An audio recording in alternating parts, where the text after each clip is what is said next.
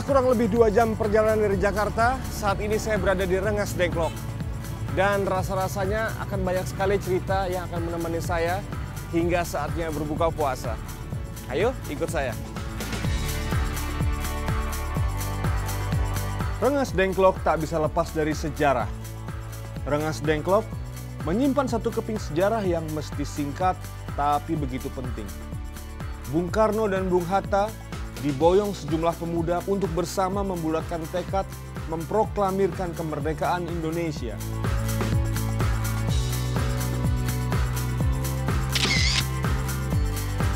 Ramadan tahun ini punya hubungan historis dengan momentum kemerdekaan RI. Karena dulu, proklamasi kemerdekaan juga berada di tengah suasana bulan Ramadan. Dan untuk alasan itulah saya menelusuri Rengas Dengklok.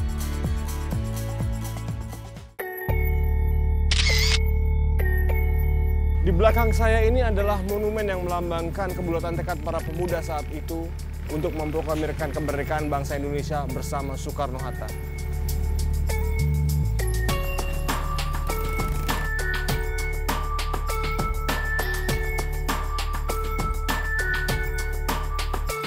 Di tengah menjalani ibadah puasa Ramadan saat itu, Bung Karno dan Bung Hatta bersama sejumlah pemuda menuju ke sini dengan menyeberangi Sungai Citarum menggunakan perahu.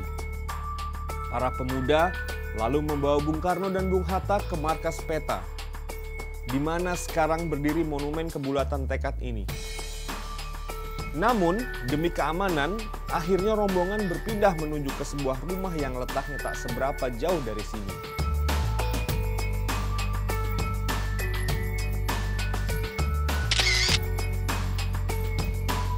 Tidak jauh dari sini ada rumah yang menjadi saksi bisu atas keberadaan Soekarno-Hatta pada saat itu. Ayo kita ke sana.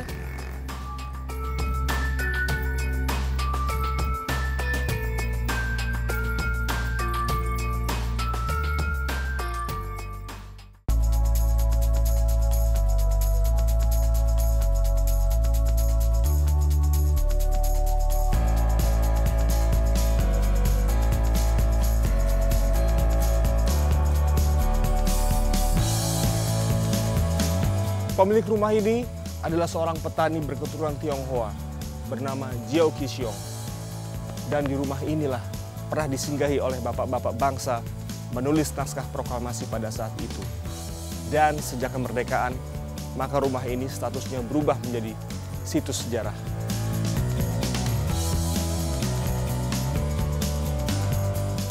Agustus 1945, Bung Karno beserta Bung Hatta dan anggota rombongan menginap di sini untuk merumuskan naskah proklamasi. Turut pula dalam rombongan saat itu Ibu Fatmawati dan Guntur Soekarno Putra.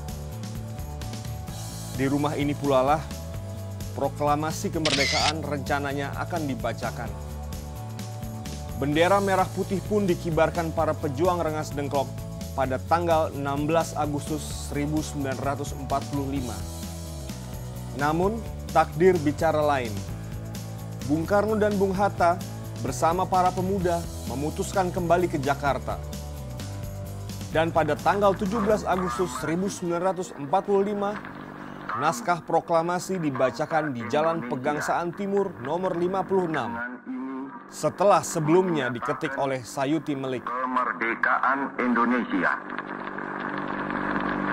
Hal-hal yang mengenai pemindahan kekuasaan dan lain-lain diselenggarakan dengan cara saksama dan dalam tempo yang sesingkat-singkatnya.